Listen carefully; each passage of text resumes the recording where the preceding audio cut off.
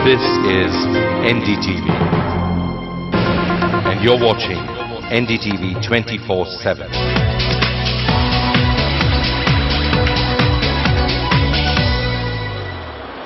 Hello and welcome to this very special show on NDTV. Over the next half an hour, we'll get you up close and personal with possibly the most eagerly anticipated event of the Formula One calendar, the first ever night Grand Prix, the Singapore GP. Now, we've been here in Singapore over the past few days and have noticed the Formula One fever slowly but steadily grip the city. And now it's time for you to share some of that thrill. So get set as we start off with a quick look at the big race, the event of the millennium, the first ever night Grand Prix.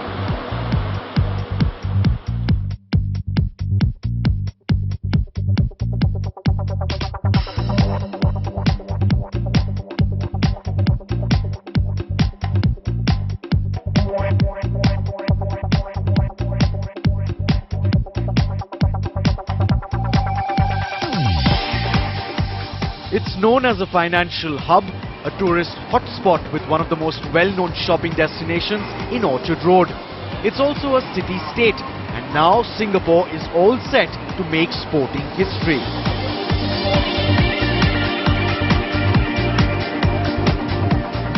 The first night race in the history of Formula One takes place in Singapore this weekend.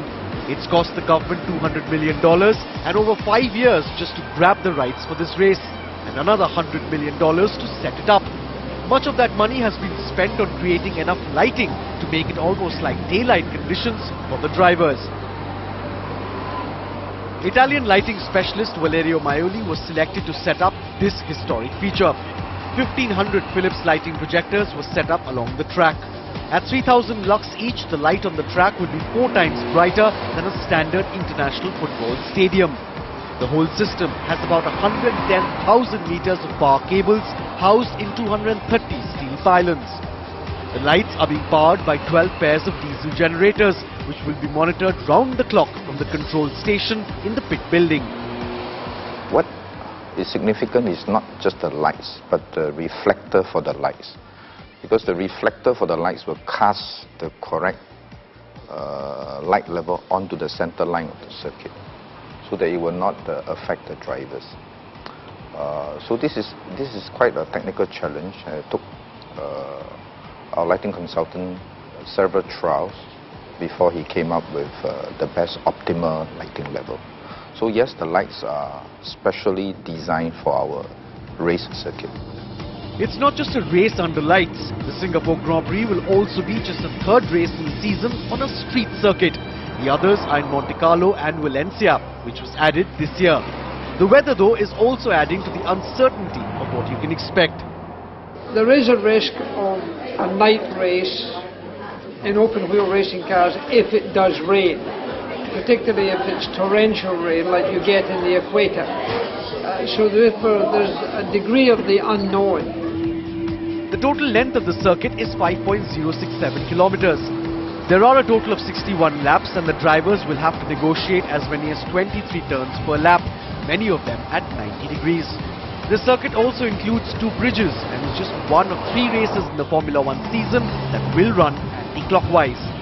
What the likes of Lewis Hamilton will truly appreciate is that there are numerous overtaking possibilities on the circuit, sections of which will see the cars reach speeds of up to 300 kilometers per hour. This is where history is going to be made on the 28th of September. The spot where I'm standing right now, this is exactly where the starting grid for the Singapore Grand Prix will be formed. The likes of Lewis Hamilton, Felipe Massa and Kimi Raikkonen will be lining up right here. On my right is the pit building on the ground floor. This is where the communication center, the logistical center, the technical center, everything will be set up right here. On my left are the grandstands.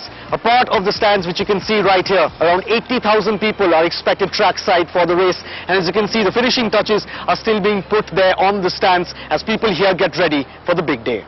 I think it's going to be interesting. I think it's going to be bring a lot of people into the city, and it's going to do a lot of good for Singapore. And yeah, it's going to be interesting to see how everything plays out. Incidentally, the need for the first ever night race is driven more by economics rather than innovation. Asia is a growing audience, but almost 70% of the 150 million people who watch each Formula One race are from Europe. So the start time of 2 p.m. in Europe is simply perfect compared to the 8 a.m. for the Malaysian Grand Prix. Whatever the reason, it doesn't seem like Singapore is complaining. They aren't just eyeing the $70 million that they will earn from tourist inflows. For them, it's the larger issue of becoming a premier sports destination. Can you feel the pulse? Can you feel the excitement? Can you feel the adrenaline? Well, if you haven't got your ticket to the Singapore Grand Prix, you're definitely missing something.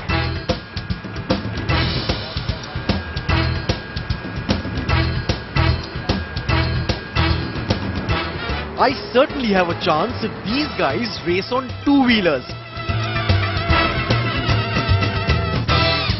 While Kimmy's going for the slightly faster option of a golf buggy in an attempt to catch Lewis Hamilton on top of the points table. Nah, we're just kidding.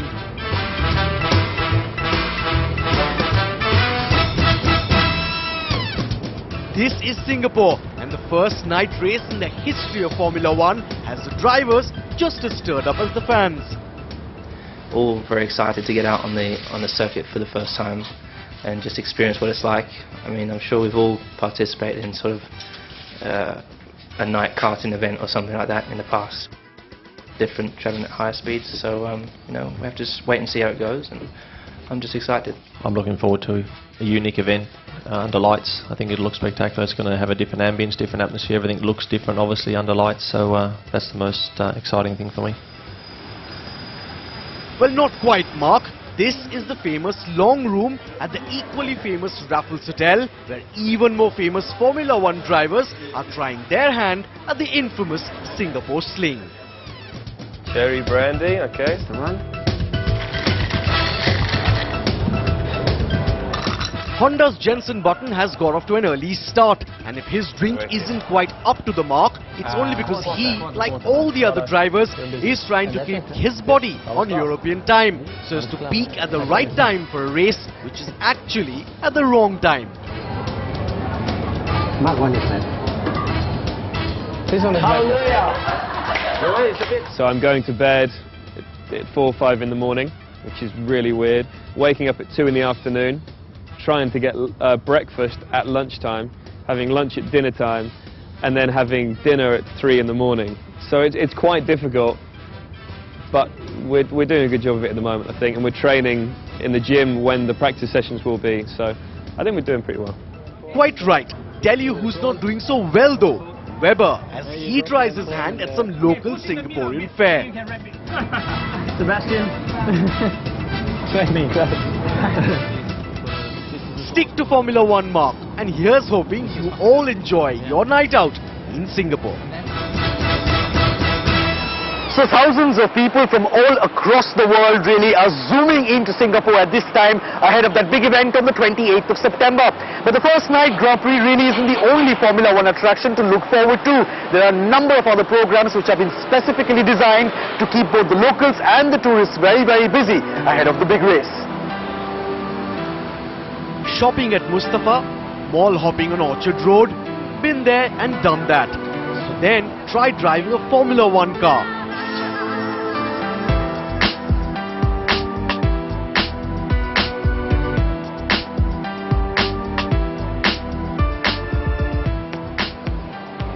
That's just one of the many Formula One attractions across Singapore. But this is where we began. Now Tag Heuer have been doing more than just sponsoring Shah Rukh Khan. They've actually been associated with motor racing since the 1800s. And if you're really keen on the details, then head down to this exhibition. From Alan Prost and Ayrton Senna's favourite tags to limited edition Raikkonen and Hamilton lines. It's all happening here. If you are a Fernando Alonso fan, then this is where you should head to next. The Renault Team Pavilion, with a special display of the Renault Formula One show car.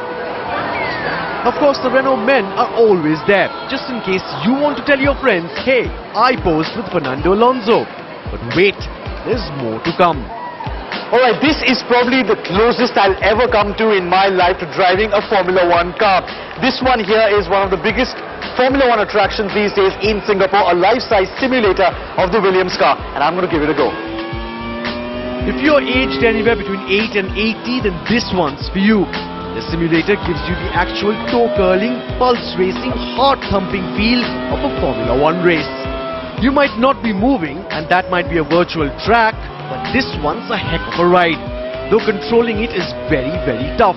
I don't remember the last time I concentrated this hard. But it paid off. A top 10 finish on my debut race.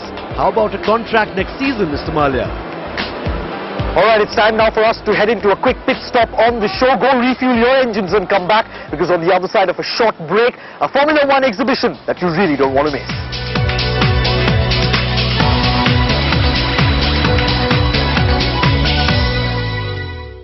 Singapore Sling, presented by Jet Airways. In association with Union Bank of India, your dreams are not yours alone. Nivea Deo Sport, what's your sport? And HP Pavilion Notebooks, the computer is personal again.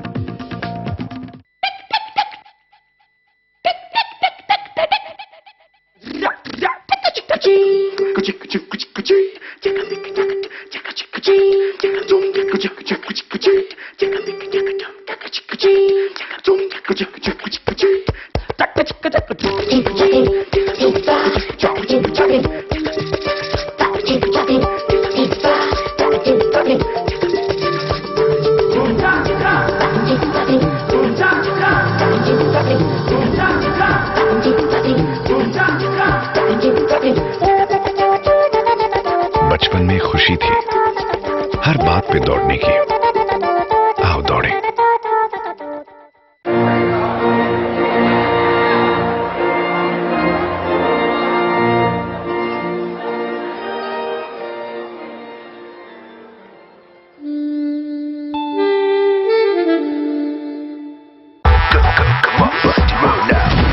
It's time to borrow some style with a TVS Flame. Get a stylish Reebok jacket worth ₹2499 with every flame. And a chance to win Lenovo laptops, Motorola mobiles and fast-track sunglasses. TVS Flame, it's hot.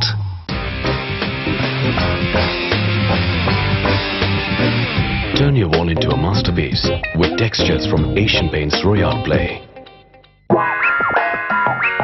मुझे लंबा करो, मुझे पतला करो, मुझे वैसा करो। कुछ तो शर्म करो, इन्हें नरम करो। अरे जल्दी करो, ये साफ करो, ये साफ करो, ये साफ करो, मुझे माफ करो। अरे कोई है? एक कंपनी है जो आपकी आवाज सुन रही है, तभी तो वो आपकी और आपके घर की हर जरूरत के लिए लाती है इतने सारे world class products. Amway, we are listening. Help me, babe.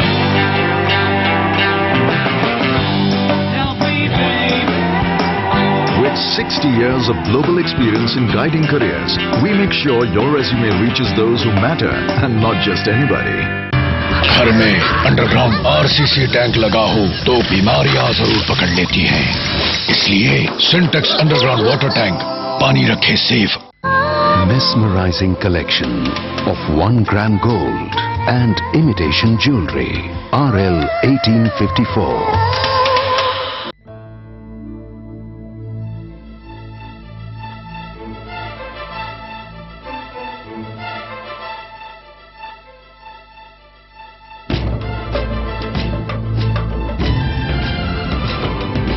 Signac from Jaguar RTs. Art that performs.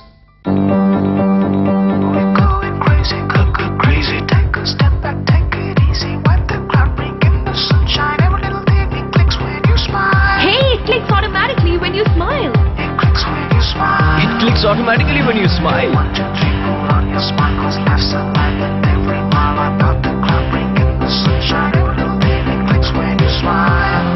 Sony Cybershock with Smile Shutter clicks automatically when you smile. Sony.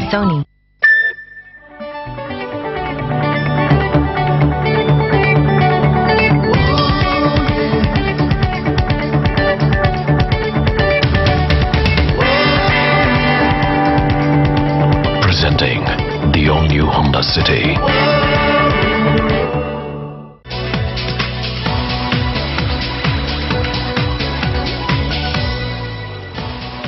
Welcome welcome back to the show. Now, before the Singapore Grand Prix roars to life, if you're curious about the origins of Formula One, or what a driver has to wear to protect himself in a race, or just how a Formula One car functions, then we know just the place where you need to go.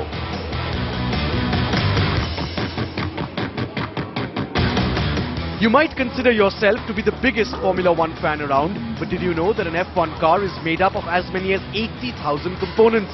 If your answer is no, the Science of Formula One exhibition in Singapore is where you need to be.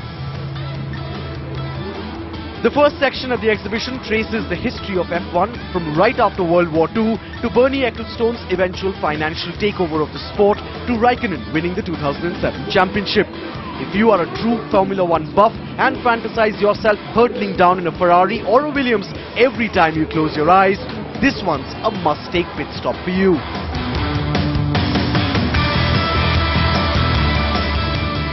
Which team was Michael Schumacher with before he joined Ferrari? Which Formula One team does Vijay Mallya own? These are just some of the questions that are thrown at you if you try out the Formula One trivia section of the exhibition. I decided to test my F1 knowledge, and as you can see, I did manage a pretty respectable score.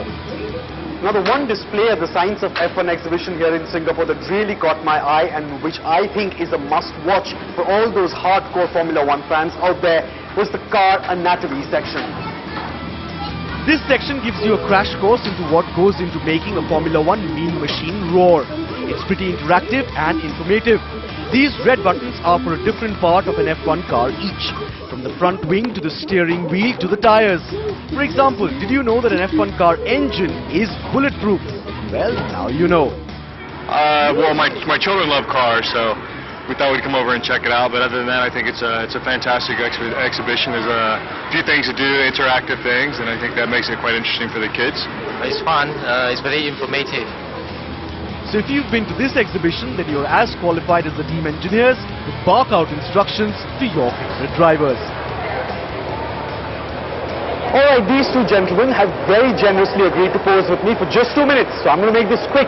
Now, Singapore is the biggest tourist destination in Asia.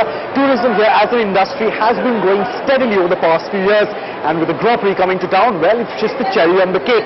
So the government is cashing in on the night Grand Prix craze, and the tourists, well, they're just lapping up everything that there is on offer. Thanks, Alonso.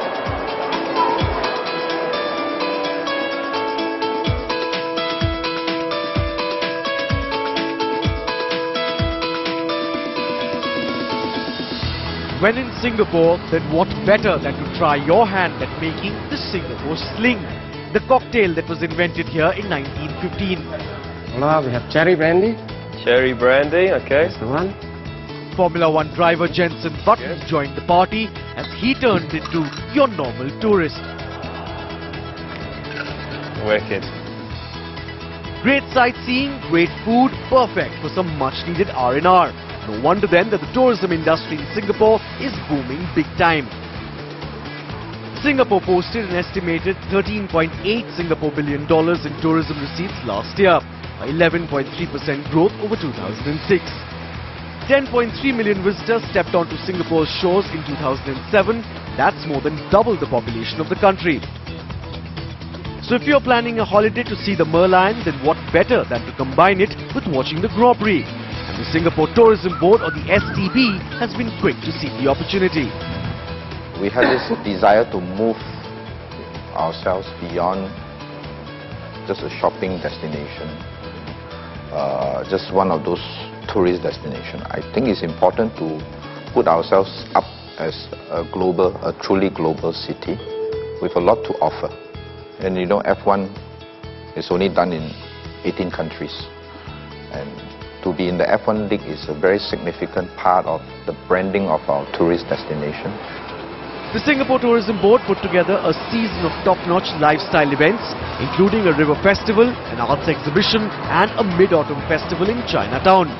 All this has clearly had its desired effect. Well, I think Singapore has done a fantastic job. All the marketing is great, the advertising is great. Everybody seems to be really behind it. It's really going to help put Singapore on the world stage. Nice to see the city again. It's just don't recognize it anymore. It's all changed, but it's nevertheless heartening to see the tremendous success. This Grand Prix race is a great boost to the city. One of the immediate effects of that boost was hotels hiking their rates. The ones right on the circuit upped their prices by as much as 10 times. But courtesy the steady demand, all rooms overlooking the track were booked out weeks before the race. The same is true for the race tickets. We have almost a sold out in terms of tickets. There are just over 100,000 tickets each day. 99% of the tickets were already sold out at the end of August. So it's quite difficult to get a ticket now. We are expecting at least 40% of the spectators to be tourists and visitors coming to watch the race. So 100,000 spectators from home and away will contribute to about $100 million in revenue. The Singapore government has even bigger plans.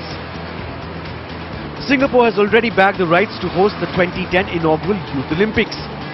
A $1.3 billion sports hub, which will include a multi-purpose stadium, is being built to attract more international sporting events. The government, in fact, is hoping to develop a self-sustaining sports ecosystem that will create 20,000 jobs and add $1.47 billion in GDP by 2015. Singapore is slightly behind on meeting its tourism targets for this year because of the global recession, but that is only expected to be a temporary blip. So maybe when Formula One makes a stop in India in 2010, we can expect our tourist inflows to go beyond the current 4 million a year. Well, that brings us to the end of this heady cocktail, our version of the Singapore Sling. Hope you enjoyed the show. It's goodbye for now, and as the Malayan would say, Selamat Jalan.